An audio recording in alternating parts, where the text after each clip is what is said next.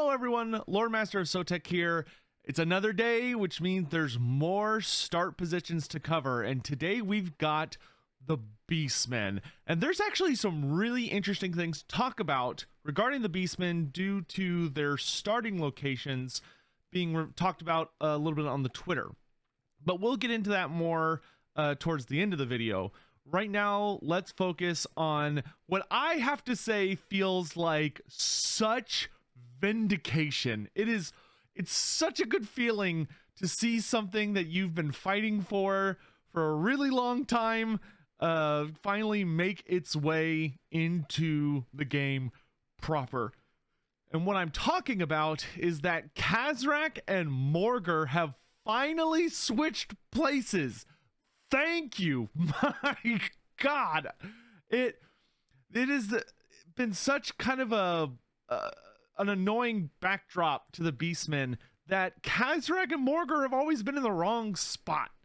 Where you had Khazrak the One-Eye, the terror of the Drakkwald, the ultimate enemy of the Empire, a beastman who is singularly obsessed with the destruction of the Empire itself, most notably Midland, due to his extreme rivalry with Graf Boris Todbringer. And he started in Estalia for some reason, which was always so weird. And like, I understand it from like, I understand where the devs were coming from back in Warhammer 1 when they did that, because the idea seemed to revolve around, well, Khazrak's ultimate goal should be to fight his way to Boris and kill him. Therefore, we should put him far away from Boris so that he has to make his way to Boris, and then kind of your mid to late campaign goal is to destroy Midland and kill Boris. Which I've always thought was so weird. And I'll get into why in a second, because then they did the same thing to Morghur. Morghur the Shadowgave is notorious as the ultimate rival of the Wood Elves. There is no force in all of existence that stands more opposed to the Wood Elves than Morghur the Shadowgave. He has been fighting a war with them for hundreds and hundreds of years. They've been at each other's throats for ages because Morghur is immortal, though he's like a really specific form of immortality where if he dies, it's not that big of a deal. He just comes back to life in a new body. And after he matures to adulthood, which he does relatively quickly, then he's back on the warpath. And Morghur is intrinsically drawn to Athel Loren. So the longer he's alive in any of his new bodies, the more and more he's going to start gravitating towards Athel Loren, no matter where he starts. Because Morghur is so insane. He's so kind of caught between worlds, being caught between the realm of chaos and the mortal realm, that he isn't really fully aware of what's going on at all times. He's kind of caught in this almost nightmare vision of reality, but he has the power to mutate reality to match the way he sees it, which is what makes him so terrifying. But despite all that, he's literally just drawn like a firefly to a flame, a moth to a flame, there we go, by just kind of wandering his way towards Athel Loren. So, you know, Morghur showing up anywhere, it makes okay sense.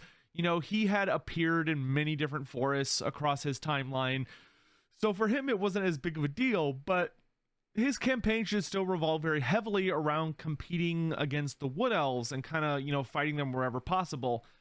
And yet they put him in Midland, so he was doing Khazrak's early fighting. Meanwhile, Khazrak had to fight through the Wood Elves to get to Midland, which was always just so weird. And here's my issue with it. While I understand that the base idea was, oh, well, you don't want to fight your rival immediately, I actually disagree with this point, because the point in Total War Warhammer, at least in my opinion, because you don't kill your rival when you defeat them in a battle. Like, obviously, you know, you kill them, but while they may go down and you get the trait, they're still functioning and alive so long as their empire exists. So it's more about you fighting them in these series of battles as you do your best to wear them down and, you know, put an end to this great rival of yours. And if you're, you know, if you're a very good player and you're playing on, you know, even with all of your difficulty modifiers and everything, you're still killing your rival like super fast when you start relatively close to them. It's kind of more your fault than the game's, in my opinion. Like, it'd be nice if when you picked a character, the game had like a rivalry AI setting where whoever your AI rival was, it gave them a bunch of additional buffs and maybe some extra starting regions and stuff to really make them a truly difficult opponent. But ultimately, like, if you decide to just beeline for them and you wipe them out in 5 turns, that's your fault, in my opinion. I've always found it very, very not great to just take the character and be like, okay, we're going to put this character somewhere they've never been in their storyline, and it makes very little sense for them to go here because, you know, whatever. And that's how I always felt about Khazrak. Morghur, like I said, it's not as big of a thing. It's whatever. But Khazrak is, compared to most of the other Beastmen characters, Khazrak is much younger. He's mortal. He's still in a mortal timeline. You know, him and Boris are not that different in age, and they've been around for a relatively similar period of time. I imagine Khazrak is probably a little bit younger than Boris, but, you know, they've been fighting for decades, and that's kind of all they are. You know, Khazrak's never been sighted outside of the Drakkwald. He always is focusing his attention on the northern and western empire. So that's where he should be. You know, his campaign should be all about him throwing down with the forest goblins and the Empire and Marienburg and the Laralorn elves, because those are his primary antagonists. Those are the individuals that Khazrak hates and has dedicated his life to trying to destroy. So I'm very, very happy to have Khazrak home and able to focus on his rivalry with Boris. And we do know that he starts, according to the Twitter page, he starts in the Black Pit. So he starts right next to those forest goblins, which I actually think the Black Pit forest goblins can make for a pretty reasonable ally early on, or a very, you know, fun enemy at the beginning. But there's so much cool stuff going on in Immortal Empires in this area that I'm really, really excited to see Khazrak kind of throwing down with everyone, especially with that Kislev is now in the situation. So Ostland is probably going to have like a Kislevite presence, and so Khazrak can, if you need to, you can kind of wander over that direction and fight a different human faction. Just the more humans for Khazrak to antagonize, the happier I am, because that's just what he's really, really famous for. So I feel so genuinely pleased that the Herd of the One Eye is finally where they're supposed to be. They're in their home, and they can focus on murdering all the humans, trespassers as Khazrak calls them, and just, you know, be ripping heads off and giving glory to the dark gods. And following that same line, I'm also really, really happy with Morghur's start position now.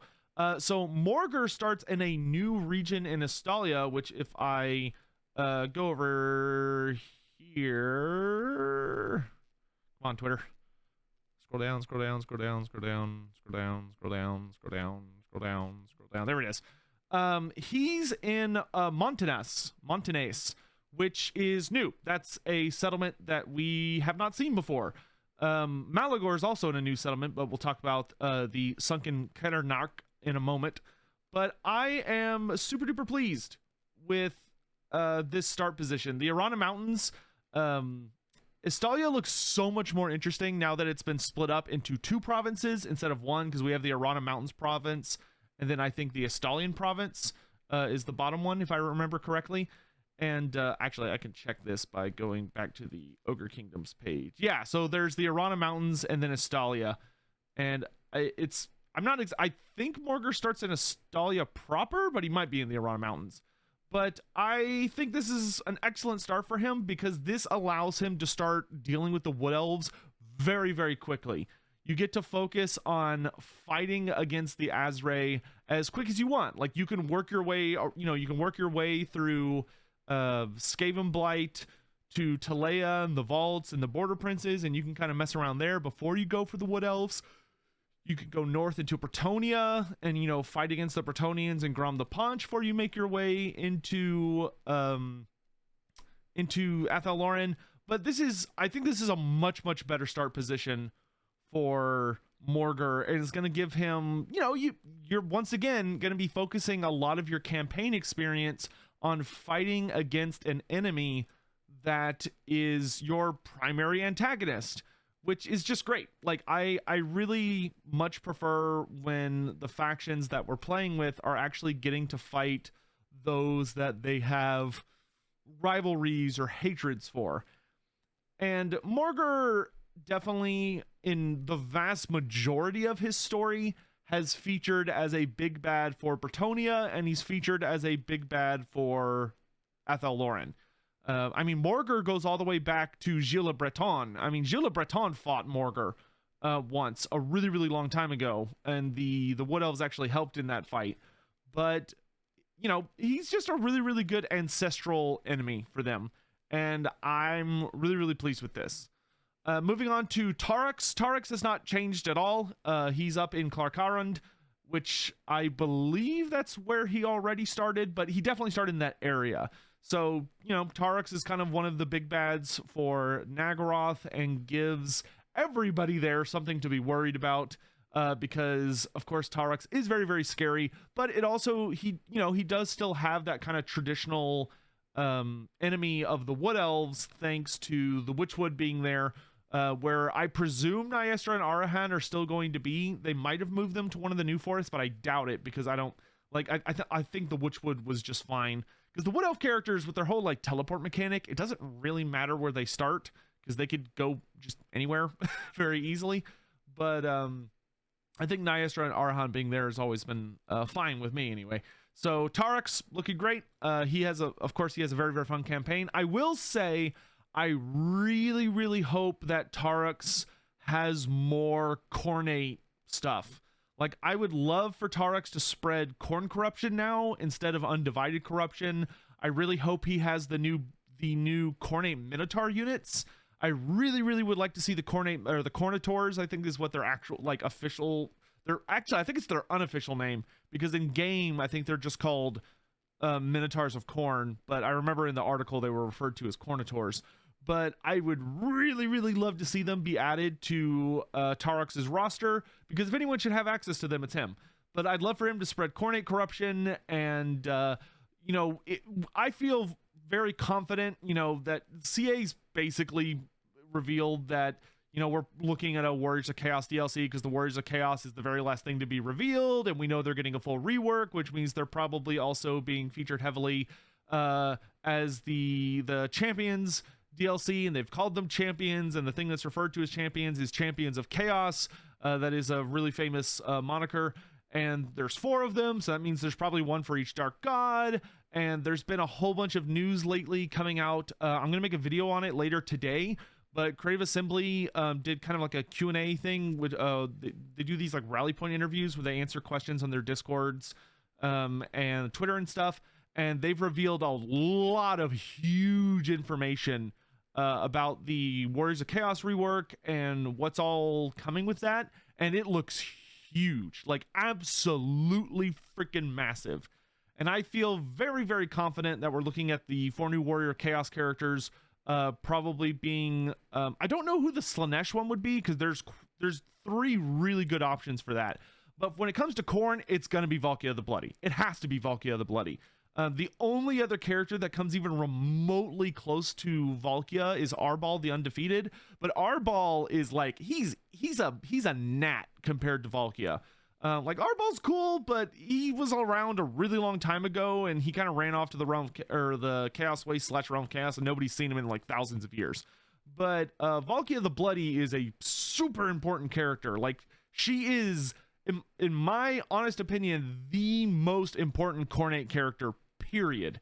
Like, if you're like, man, I want to learn about Khorne, and like, who is the premier character I should focus on? It's Valkia. It's not Scarbrand, it's not Skulltaker, it's not Karanak, it's not Taurox, it's Valkia. She is the Khornate character.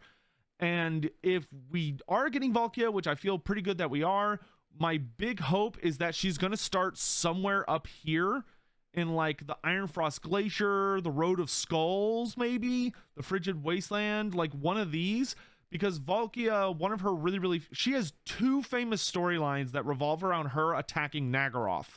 The first is that during Archaon's quest, so Archaon's mission to become the Everchosen, when he was running around gathering the 6 treasures of the Everchosen, or the 6 treasures of chaos to become the Everchosen, Archaon's very first gift that he had to track down was he had to get the Mark of Chaos Undivided. And that was located up here in the Iron Mountains at the Altar of Ultimate Darkness. And when he was fighting his way to the Altar of Ultimate Darkness, he had to get through the Dark Elf Watchtowers. So there was this huge fight between Archaon's horde, he had a companion horde, and then this huge Dark Elf army that was led by a sorceress on a black dragon. And it, like I said, it was this huge thing, but Archaon and all of the Chaos side started losing the battle because they're basically just too outgunned. The dragon and the really powerful wizard that was riding it were being a very big problem, especially because Archaon could not use magic at that point, and they didn't really have any wizards with them, so they were getting their asses kicked. And Archaon gets attacked by an assassin who tries to... this assassin kind of worked its way back to where it thought maybe one of the commanders would be, and it finds Archaon, and this assassin attacks Archaon, and the two of them get in a fight, but Archaon overpowers them. And Archaon ends up not only overpowering this assassin, but he wrestles him, so Archaon grabs his hand holding the dagger, and Archaon uses the assassin's arm and his own dagger to carve out the assassin's heart while he's still alive, and rips it out of his chest in an offering to Khorne, to be like, hey, support me. And Khorne sends Valkia. So Valkia shows up immediately on the battlefield, instantly murders the Supreme Sorceress, and then goes on to kill the dragon. So it's this huge fight. Archaon has his first encounter with Valkia, which is super interesting. But so we have that story with Valkia attacking Naggaroth from the north.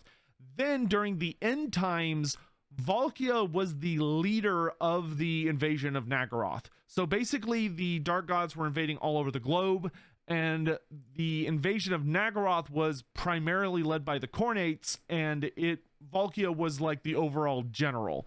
So she was the big leader of the conflict, and was ultimately successful after Malekith abandoned the continent. So it would really be great to see her up there, and that would also be a really fun ally for Taurox, and would make for another really cool co-op campaign where you take 2 Khornates and team up to just start smashing stuff up. So really happy with Taurox's position there. I'm glad he stayed there. I know some people wanted him to move to the old world. That is where Taurox's story originates from, but I think in this case it's better for him to be further away, to give the Beastmen a very different start position, all that stuff. And that finally leaves us with Malagor the Dark Omen. So Malagor the Dark Omen starts his he has always started his campaign, but he's continuing to start his campaign in the ruins of Morgheim, which or the ruins of Strigos. Which, so you have this ancient empire that was a very powerful human and vampire empire that was mostly populated by humans but had a vampire ruling class, and was ultimately destroyed by the Savage Orcs. But Morghur starting there, I always thought they did a really good job explaining why he's there, where Morghur kind of leads a bunch of these Bray herds down there and basically starts gassing up and inspiring the Beastmen by showing them the ruins of this civilization and being like, this is what we're gonna do, but we're gonna do this everywhere. Like, we're gonna go out and we're going to drag every single nation of men down to this level, and we're going to turn everything to ruins. And we do know that he starts in a new region that is part of the Marshes of Madness province, which is Sunken Kedarnak, which is great. I'm really interested to see what the Marshes of Madness are going to look like now. They'll look the same, but I mean, if I recall correctly, I think it used to be 2 regions, but now it sounds like it's 3 regions. So, anytime they add new regions onto the map, I'm always thrilled. I think that's great. I hope we get to see bunches of new cities and settlements and landmarks and all that stuff. But this is a, solid start position for Malagor. I would be worried about him starting next to Skarbrand if it weren't for the fact that he's Beastmen. Beastmen are the #1 race to just be like, I'm out. Peace. I'm leaving the building. So obviously if Skarbrand, granted, you can probably ally with Skarbrand as Malagor. I imagine while Skarbrand is an absolute tool, as long as you declare war on the people he's already fighting, he's probably relatively easy to draw into an alliance. And if you're playing as the Beastmen, if you set up a herdstone near Skarbrand, you could probably take advantage of him as he's just kind of like plowing through all the settlements, because Skarbrand, the Khorne factions tend to raise settlements because they can use that feature of theirs to like take over ruins. So if you're playing as Malagor, you can try and take advantage of that with your herdstones to basically make those permanent ruins, which would be kind of a funny way to use Skarbrand's rampage against him. But I imagine for most people, the best thing to do would be to get the hell out of the way, to move away from Skarbrand, probably head north and start messing up the greenskins and dwarfs. But, you could head south. I mean, the Southlands Thunderdome is looking more exciting by the day. So, you could always head south and help Skarbrand and Kairos in their fight against all of the Order factions and Death factions that we'll see added later into the Southlands Thunderdome.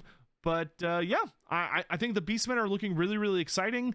Personally, I do really hope that we're going to see some more Beastmen Legendary Lords added.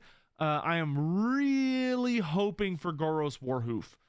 As much as I loved the Taurox DLC, the Silence and the Fury, which I did, it was a great DLC in my opinion. It added a lot of really desired units with the Gorgon, the Jabberslai, Tuskor chariots, Troglodons, Quaddles, even though they have those weird beaks.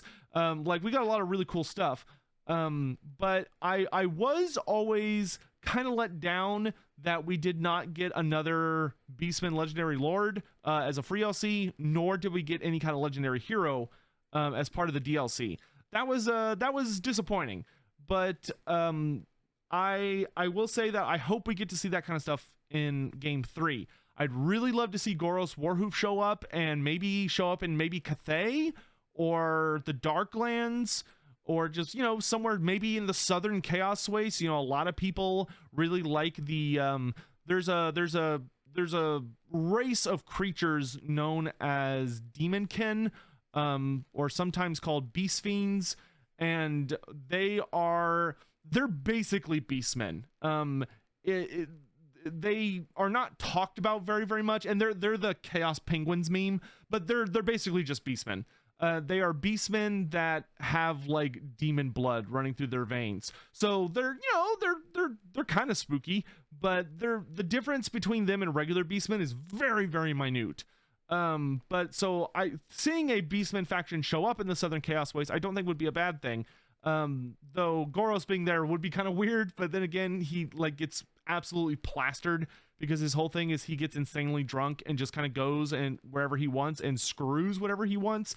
He's called the sire of 1,000 young for a notable many good reasons, and also many spooky reasons, because not all of his kids are Centaurs. Many of Goros's kids are monsters, but because he is not terribly discerning about what he takes on for a mate.